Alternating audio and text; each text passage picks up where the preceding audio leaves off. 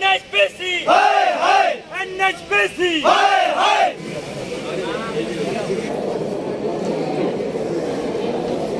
चाहिए क्या चाहिए क्या चाहिए क्या चाहिए एनएचपीसी एनएचपीसी एनएचपीसी सबके आगे सबके आगे। आप लोग देख रहे हैं कश्मीर ग्राउंड और मैं हूं आपके साथ मुदस्सिर।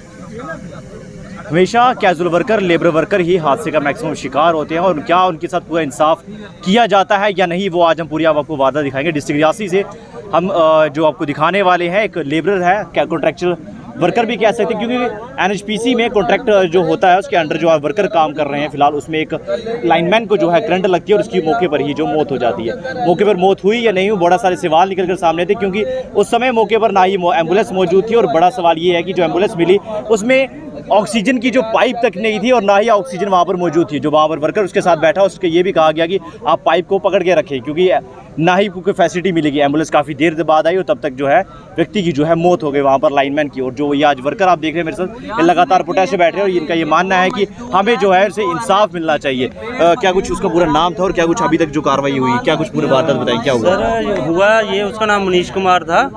तो इनको कुछ काम पड़ गया सर सुचियाड़ में। हाँ, तो सर इन्होंने जो इनका इंचार्ज था उन्होंने नहीं देखा कि शटडाउन लिया है हमने या अर्थिंग की है लाइन की जो भी है, तो उसको मतलब टावर पे चढ़ा दिया। टावर पे चढ़ा दिया? हाँ, बिना सेफ्टी के। सिर्फ सेफ्टी क्या थी, एक हेलमेट दी हुई थी और एक सेफ्टी बेल्ट दी थी सर। तो इसी कारण आज उसकी मतलब की मौत हो गई है।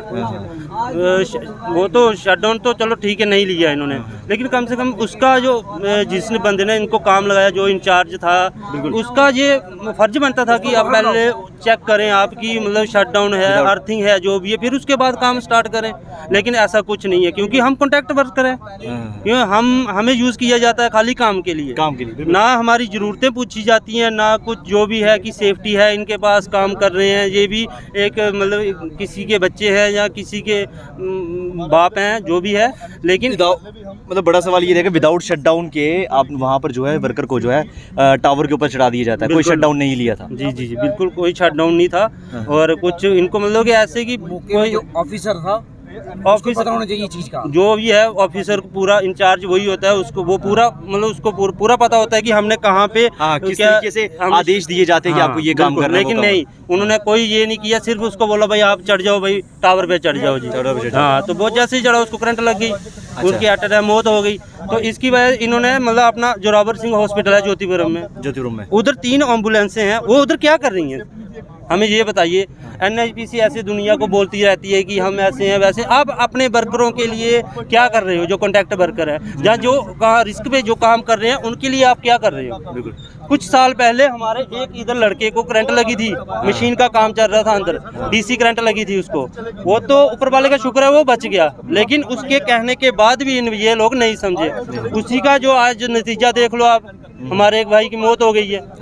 तो इसका जिम्मेवार कौन है, कौन जवाब दे सकता है इसका? अभी तक जिम्मेदारी किसने ली? एनएचपीसी कोई मुलाजिम अब तक बातचीत करने अभी तक किसने बातचीत की आपसे? हमारे पास कोई भी नहीं आया, ना किसी ने बात की हमसे।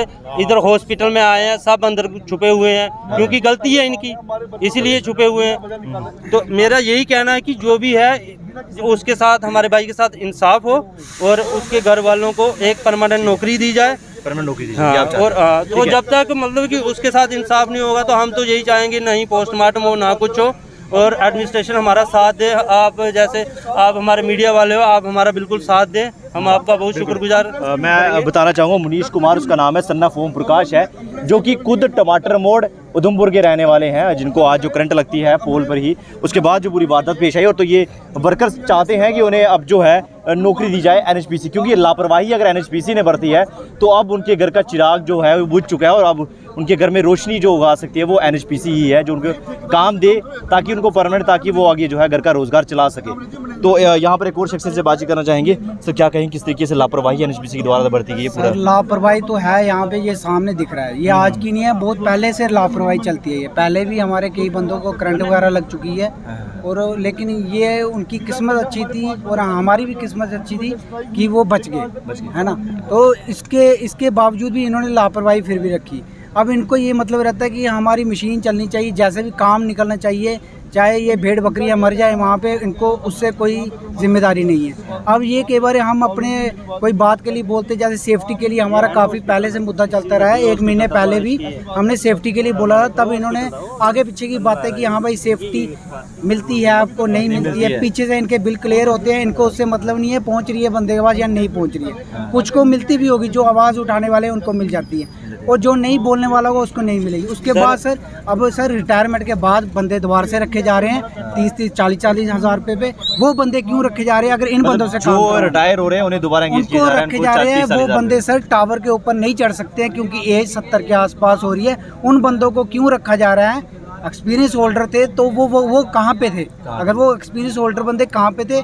और एक डिपार्टमेंट का NHPC का ऑफिसर है, वो काम करवा रहा है, क्या उसको ये नॉलेज नहीं है? 1-1.5 लाख रुपया वो ले रहा है, उसको ये नॉलेज नहीं है कि मैंने लाइनिंग कैसे करनी है, काम करवाना नहीं करवाना, शटडाउन लेना है या नहीं लेना है। ये बंदे तो सर काम करने वाले हैं, इनको बोला जाएगा, ये पूछेंगे हाँ सर कर सकते हैं, बोलेंगे हाँ भाई हमने सब ओके कर दिए, काम करो, तो वो करेंगे। पीछे से सर हमारी अभी पिछले महीने GM सर से यही बात हुई थी ESI के ऊपर, जो हमारा मेडिकल बिल वगैरह क्लेम वगैरह मिलना चाहिए और कटता है, तो इसके ऊपर उन्होंने बोला भाई हमारे पास बिल तो सब जा रहे हैं। हमने बोला सर बिल तो जा रहे हैं, लेकिन जो हमारे पास पहुंचने का प्रोसीजर है वो हमारे पास नहीं पहुंच रहा है। इन्होंने बोला ठीक है हम कंफर्म करते हैं। अभी तक सर कंफर्मेशन हमारे पास नहीं पहुंची है कि वो रास्ते में कहाँ पे रुक गया, मोड़ ज़्यादा है या खड्डे ज़्यादा आ गए, वो नहीं पहुंच रहा है हमारे पास।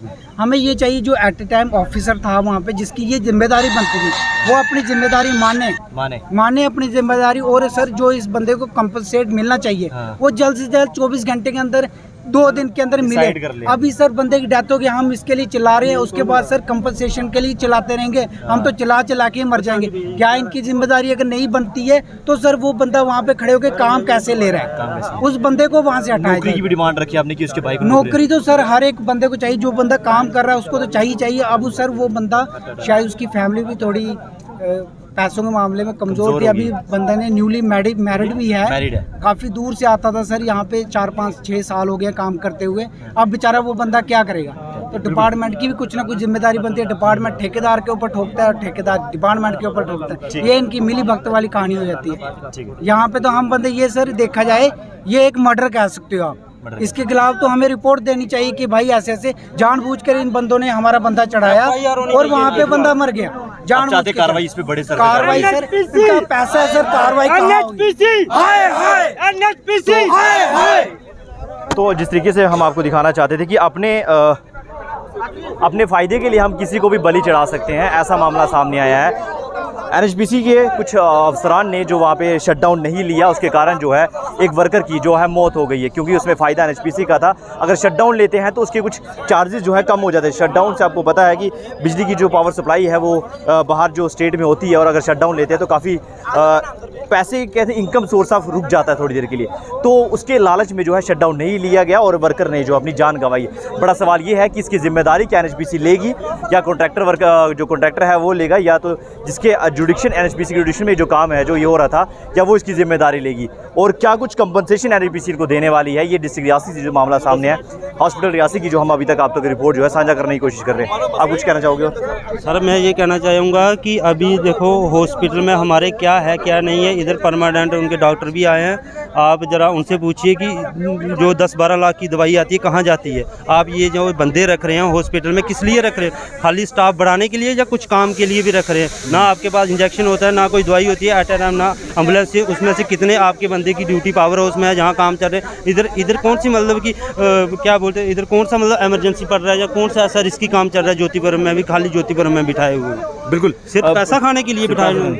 7-8 लाख का जो दवाइयों का खर्चा जो किया जाता है NHPC के द्वारा, उसके बावजूद भी यहाँ पर ये हालात है, ना ही कोई एम्बुलेंस मिली। पूरे डैम का प्रोजेक्ट चल रहा है, उसमें ना ही कोई इमरजेंसी और दवाइयों के मामले में, तो बहुत शर्म वाली बात जो है सामने आई हुई है। तो क्या कुछ कंपनसेशन अब उसको दिया जाएगा, ये बहुत बड़ी रिपोर्ट है, तो हम आपसे ज़रूर साझा करने की कोशिश करेंगे। डिस्ट्रिक्ट हॉस्पिटल रियासी के बाहर बिल्कुल अभी हम खड़े हैं, और यहाँ पे धरना प्रदर्शन जो है NHPC के लेबर वर्करों ने जो दिया है, और यूनियन के काफ़ी सारे अधिकारी भी यहाँ पर पहुँचे, लेकिन अभी तक इनसे बातचीत करने के लिए कोई भी NHPC का अफसरान यहाँ पर नहीं पहुँचा है। इनका ये मानना है कि उनके परिवार वालों को एक किसी को नौकरी मिलनी चाहिए और उसके कंपनसेशन भी जो है दिया जाना चाहिए।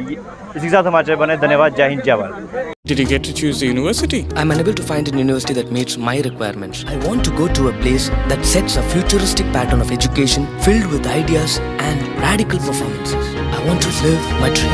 Dayanand Sagar University. Live the dream.